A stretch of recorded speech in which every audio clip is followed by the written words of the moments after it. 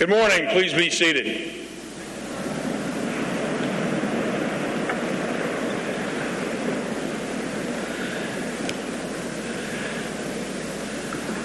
It's my pleasure to welcome you to this Greater Issues. The Citadel is honored to welcome the 70th Secretary of State, the Honorable Michael Pompeo, as our speaker today. Secretary Pompeo joins a long line of distinguished guests who have come to the Citadel since Mark Clark inaugurated the Greater Issues series in 1954.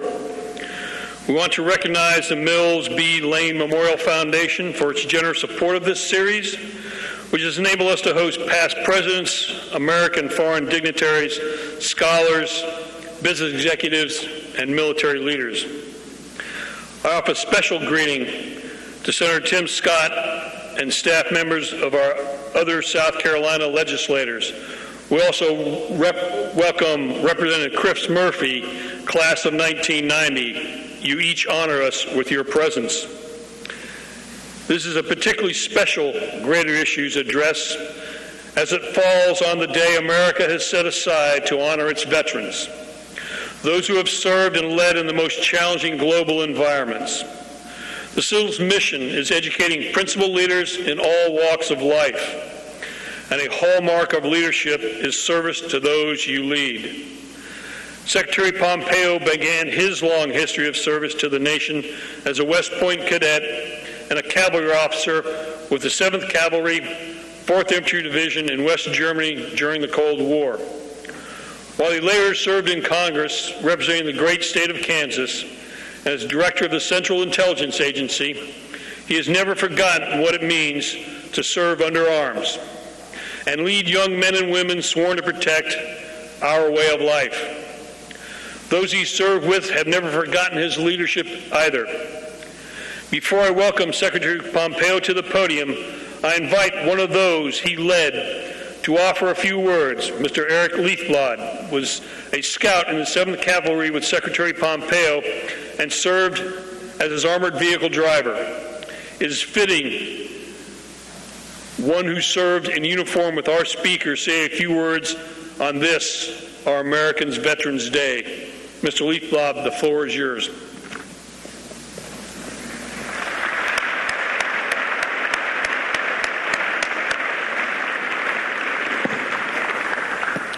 Thank you, General. It is an honor to be here at the Citadel on Veterans Day, and it is also an honor to introduce our next speaker. Now, the world knows him as Mr. Secretary, but I knew him by a different title, and that title was simply Lieutenant. I served under Lieutenant Pompeo as a cavalry scout in the United States Army back in 1987. I enlisted in the Army because I did not believe that I was college material. I planned to make the Army my career.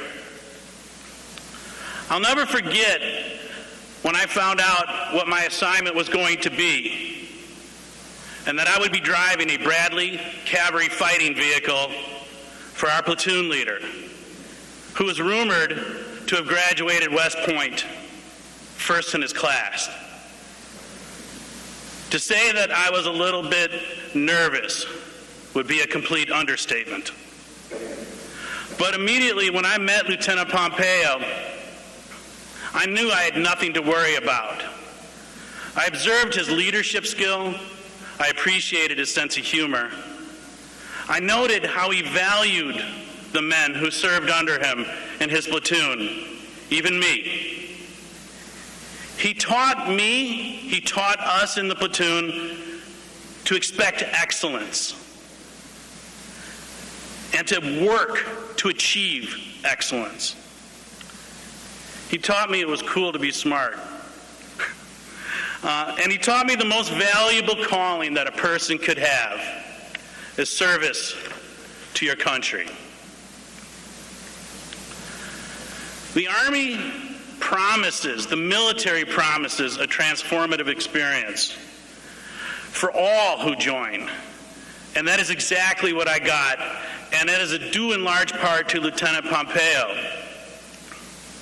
He helped me see my potential.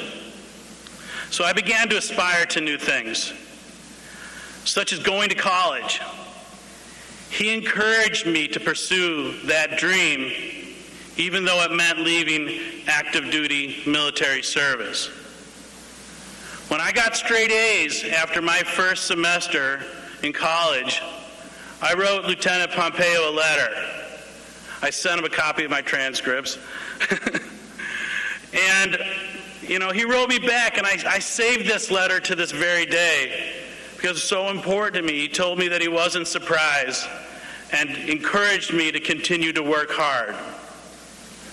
I went on to earn an undergraduate degree. I went on to law school. And you can serve your country in many different ways, not only in uniform.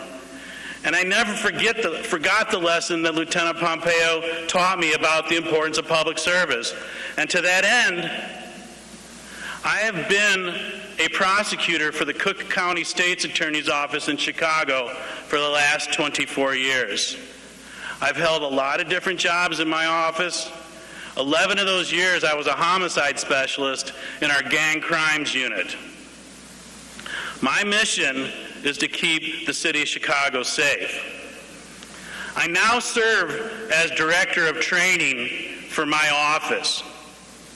We have 850 prosecutors in the Cook County State's Attorney's Office, and it's my job to make sure that these prosecutors are prepared for the rigors of courtroom trials and motions and other things that happen in Cook County.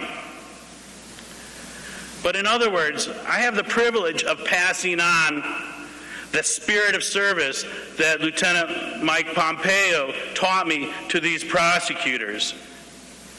And it is my honor at this time to now introduce to you my Army mentor, my platoon leader, our Secretary of State, Mike Pompeo.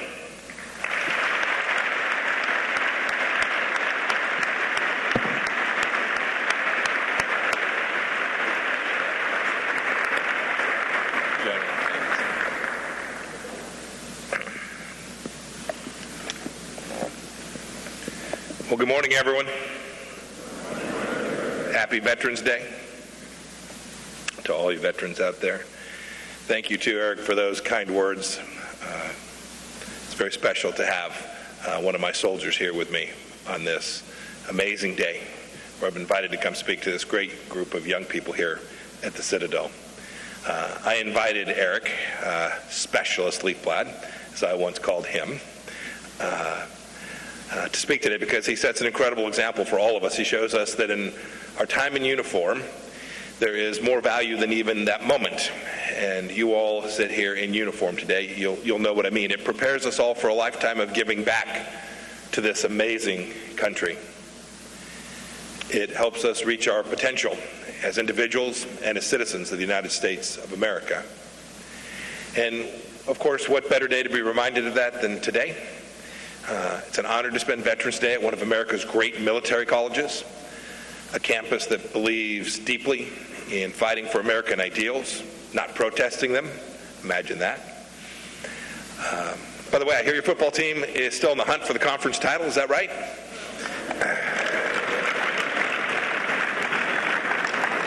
I wish you unmitigated good luck because you don't play Army this year.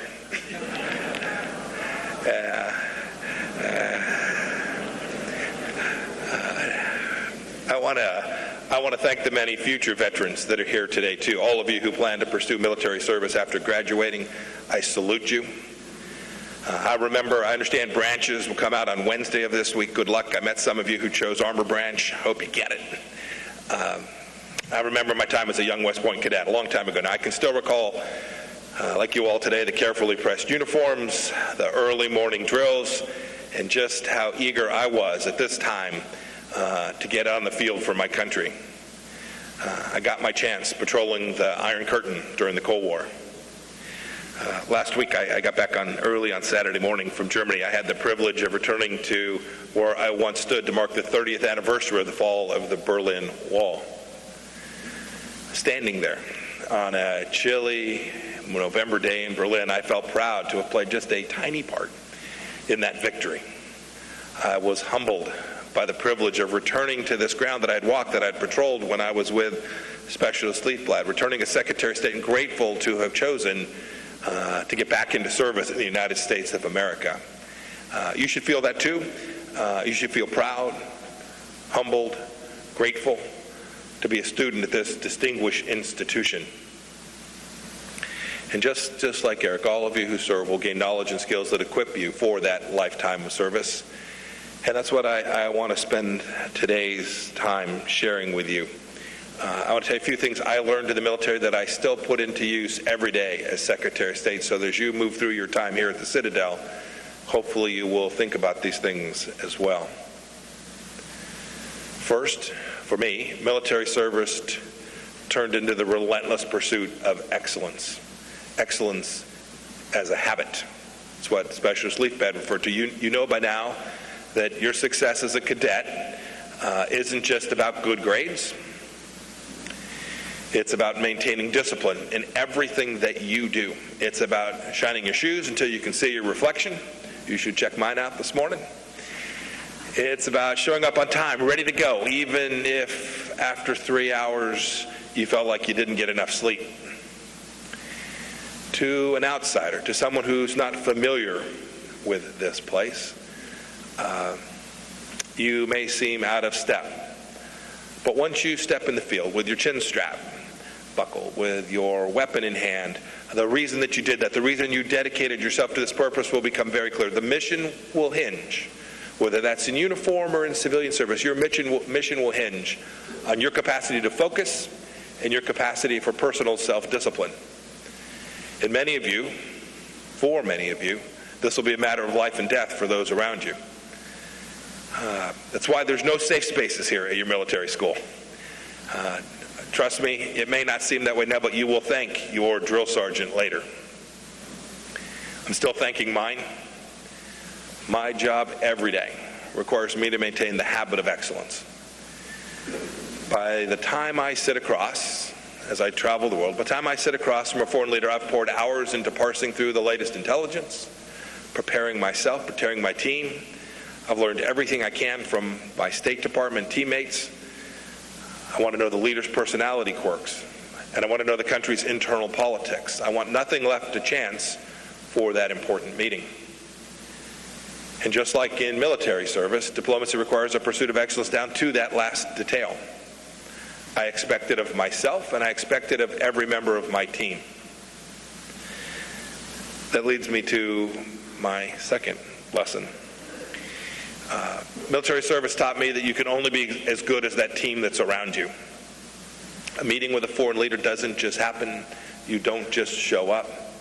It doesn't involve just a handful of people who are sitting in that room on that particular moment. It requires hundreds of people, from the embassy staff to policy experts to the security team and much, much more. And the Army taught me, the military taught me, that effective leadership means setting a clear mission and a good example, while empowering every individual on the team to follow suit and have their own level of excellence. For those of you who go on to lead men and women in the armed forces, I want you to know that there is no greater responsibility and no greater honor. After I graduated, I was put in charge of a platoon of 30 soldiers, a cavalry regiment. You just heard from one of them, Specialist Leafblad. He told you his side of this story, and now I want to tell you mine. Specialist Leafblad had entered the Army out of high school. As he described, he confessed to me he hadn't tried too hard in school, and he was working to figure out what would come next in his life. But I could see very clearly he was talented, he was bright, there was something really special, and I wanted to make sure and inspire him to the extent I could and motivate him. I came to trust him. The vehicle was always ready. I came to trust him with more and more responsibility. The more I gave him, the more he took on, and the more he proved he could handle. And when he came to me one day, as he described, he said he wanted to return home and give college a try. I encouraged him to do that. I knew it would blow an enormous hole in my unit, in my platoon, and that I'd have to figure my way forward. But I wanted him to do that. I wanted him to do it for a reason. I knew that his service to America wouldn't be over. Just as when you leave here, whether you join the military or you go into civilian service, your time of service won't be over either. Eric described the letter that I received a couple years ago recounting his many successes. It filled me with great joy. You know, he went to law school. He served for 11 years in the state's attorney's office. I must say, it brought me with great joy to hear of his accomplishments, but I must tell you, I wasn't surprised. Here's what he wrote. He wrote, quote, "Not a day goes by that I don't use a skill or an idea that I learned from one of my mentors in the Army." So that fills me with great pride. I'm sure he was talking about people other than me when he talks about his mentors. Who knows how many lives Eric has gone on to save over the years through his remarkable work following his time in service in uniform. Best of all, he's become the director of training, now leading and training others, a mentor to generations of public servants. It's a powerful reminder to each and every one of you in this room that service and leadership can change a person's life and the lives of those around and cause a ripple effect with positive impacts all around the United States of America. It's why when I was the CI director and now as Secretary of State, I've continued to try and identify talent, reward hard work, and encourage each person to be the best they can, to build out teams, because I know that it will pay dividends for our nation. Last lesson that I learned from my time in the military, and it's probably the most important of all. I learned that America is a truly exceptional nation with exceptional values, and it must be defended with exceptional courage. I was reminded of this on the trip I referred to when I was traveling in Berlin. I remember being a young soldier while that wall stood. I remember seeing the despair that had taken root on the other side of the Iron Curtain. I could see it in the faces of the guards that patrolled the eastern side. I witnessed the thin barrier between freedom and tyranny and America's role in ensuring that freedom always prevails. I carry that lesson with me today as our administration works to defend freedom in a post-Cold War era. We are in a competition of ideas all around the world. Our other great powers actively work alongside of us, but many promote their authoritarian models worldwide as alternatives to the fundamental way we live our lives here in America. But we're pushing back on that. When President Trump talks about the world, he talks about Americanism and the pride that we should have. We should not apologize for the United States of America, not now and not ever. From Europe to Latin America to the Indo-Pacific, we've mobilized our democratic partners to stand with us on the side of freedom. Many of your senior leaders here, including your general, served under uniform for exactly that ideal. From NATO to the United Nations, we've worked to refocus international institutions on their original purposes, promoting these central ideas of democracy and human rights, the very things you learn about in your classes today. Look, we see challenges all across the world, from persecuted Christians in the Middle East to Uyghur Muslims in China. We've demanded that this not take place, that religious liberty and unalienable rights for the oppressed be put at the forefront of the world's agenda. I've been the Secretary of State now for some 19 months, traveled to 55 or so countries, some of which haven't been visited by the Secretary of State in decades. I wanted to deliver that message, the message about who you are, who we are, to deliver the message that American leadership is back and that it is never easy to fight for freedom. I chose public service one more time out of a responsibility that I feel to the generations that came before me, that gave me this incredible privilege to be an American and live in freedom, and the responsibility each of us has to the generations which will follow us. And as we sit here today on November 11th, on Veterans Day, it's a reminder of the sacrifices made down through the years, from the Civil War to the Cold War, from multiple world wars, to defend the American ideal. I must say, too, I look at you and I can see your generation has stepped up already to defend. Many who fight today in the Middle East are too young even to remember 9/11 as a first-hand experience, yet they bravely answer the call each and every day to combat terrorism. Should you have the honor of serving. I pray that you learn the lessons that I learned and allow them to inform you in your lifetime of giving to America. Because the country will need you. Your generation will need you. The generation that comes after you will need you too. From what Lincoln called the silent artillery of time. That's because it's human nature. It's human nature to forget the precious value of what previous generations fought for and died. It is common sense to be focused on the day.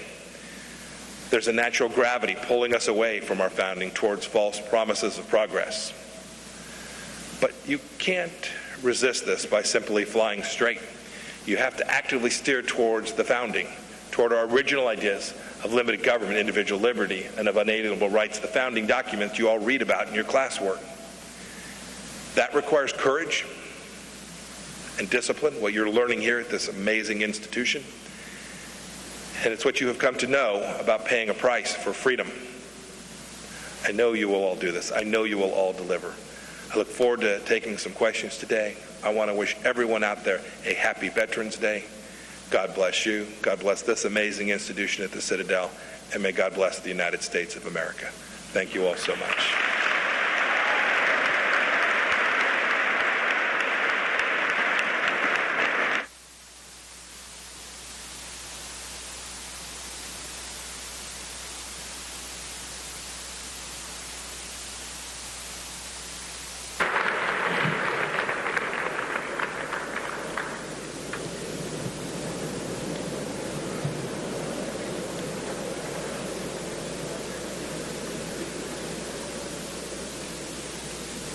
Secretary Pompeo, good morning. My name is Colonel Tom Clark, United States Marine Corps, retired, Citadel class of 1985, and I serve as the Executive Director of the Krauss Center for Leadership and Ethics.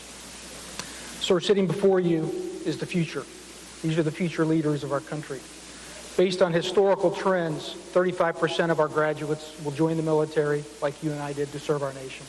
65% will go on to serve in the public sector, private sector, or pursue advanced degrees in higher education. They have questions for you, sir. These are their questions, and this is what they would like to know. U.S. Marine Corps veteran student Dimitri Fragopoulos, a junior studying intelligence and security studies, asked the following question. The media has accused the United States of abandoning the Kurds, one of our long-standing allies in the Middle East. How has this affected U.S. foreign relations in the region? And are you concerned that other allies might not trust the United States in the future? Well, Colonel Clark, thanks for the question, and thank you for having me here. It's great always when an Army guy gets together with a Marine. It's always special. We'll both be polite to each other. Yes, sir. Do what we've always done, is fight together. The issues in the Middle East are incredibly complicated. The fact of the matter is that the Trump administration provided enormous research to protect the Kurds, and not just the Kurds. We worked alongside an armed force called the SDF, the Syrian Democratic Forces. There are Kurdish members of that. There are Arabs, there are Christians. It's a multi-ethnic force. The United States, beginning when President Trump took office, built out that relationship in a way we hadn't been able to do as well before. But there was already work underway, and we crushed the caliphate. Right, that was the mission set. It was to take down a piece of real estate about the size of Ohio that was under the control of radical Islamic terrorists that denominated themselves as ISIS, and we did that. We did that incredibly successfully. The threat from extremism, the counterterrorism threat remains, but the real estate that they owned and the ability to network, control villages, raise money, generate tax revenue, we collectively obliterated. I'm very proud of the work that our military did alongside the SDF and the diplomatic efforts that are underway now in the Middle East to try and create a political resolution to the horrific situation that Syria continues to find itself with. We're still working with the SDF. The relationships are great. We have State Department officials on the ground with the SDF even as we sit here today, working alongside them to continue the counter-ISIS campaign. President Erdogan will be in Washington on Wednesday of this week. He'll meet with the president. We will talk about what transpired there and how we can do our level best collectively to ensure the protection of all of those in Syria, not just the Kurds, but everyone in Syria, create a political resolution and deliver on behalf of America's interest in the region, which is to ensure that there's not a terror act here in the United States that threatens our homeland. Sure. Thank you. Sir Cadet Henry Brown is a senior studying political science. He poses the following question. Are Russia's annexation of Crimea, its activities in eastern Ukraine, and subsequent action in Syria isolated incidents of a state trying to exert influence, or is it a sign that Russia is beginning to reassert itself as a great power and thus becoming a significant threat to the United States and our allies? So when I think of Russia, having served in the Cold War, the time of the Soviet Union, I'm reminded that the current leader of Russia, a former KGB officer, believes with all his heart, as he has stated repeatedly and publicly, that the greatest tragedy of the 20th century was the dissolution of the Soviet Union. So when you ask what Russia is up to, I think Vladimir Putin has is an imperialist who would deeply like to go back to the days that he remembers as a young intelligence officer, but leading a country with an economy that doesn't grow and doesn't innovate in the same way we do here in the United States. It is a powerful nation. They still have thousands of nuclear warheads. So these activities, whether the activities in southeast Ukraine or the activities that were described there in Syria, they are real. It is Russia trying to exert its influence, and we have as a central mission in our administration to push back against them, to raise the cost everywhere we find Russian intervention, and where we can, to find places where we can work with the Russians. When I was the CI director, I worked closely with my Russian intelligence counterpart. We took down a plot together in St. Petersburg that saved Russian lives. There would have been Americans there as well. We worked together on counterterrorism to try and save lives wherever we could find them. Sure.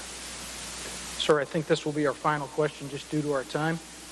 Cadet Walker Whitley, a senior studying political science, poses the following question. Do you think the President's Twitter campaign helps or hinders foreign policy and how other countries view the United States? So I'm always reminded that I am America's 70th Secretary of State and that President Trump is the 45th president, so there's a lot more turnover in my job than there is in his. But here's the truth of the matter. I've come to know President Trump. I've worked with him, been with him almost every day for coming on 3 years now, and I've watched how he communicates. In the old days, it would have been press statements, press releases, or someone speaking from the podium in the West Wing there from the White House press briefing. President Trump does his through Twitter. It's a way he can reach the entire world instantaneously. It is an incredibly powerful communications tool. And I must say, world leaders read it.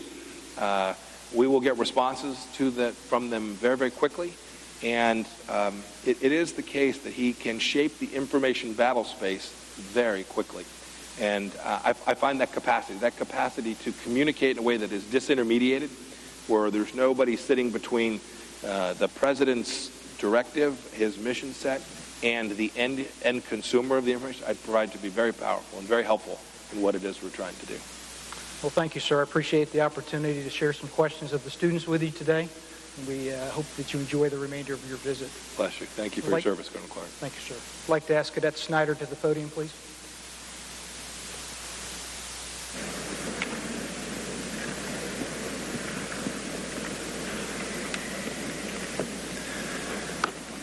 Again, thank you, Secretary Pompeo, for coming to the Citadel for this Greater Issues address. As a token of our appreciation, I present you a photo of a Citadel cadet with the American flag we all hold so dear.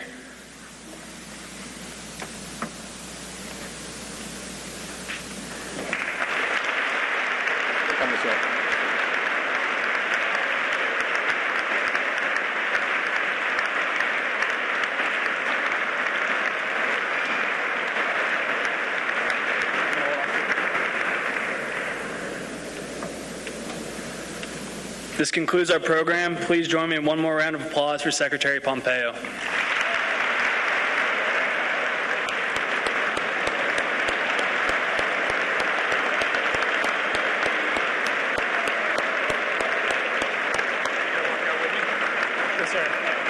going to take one more photo up there. This concludes our program. Will the audience please remain standing and in place while our speaker and special guests depart?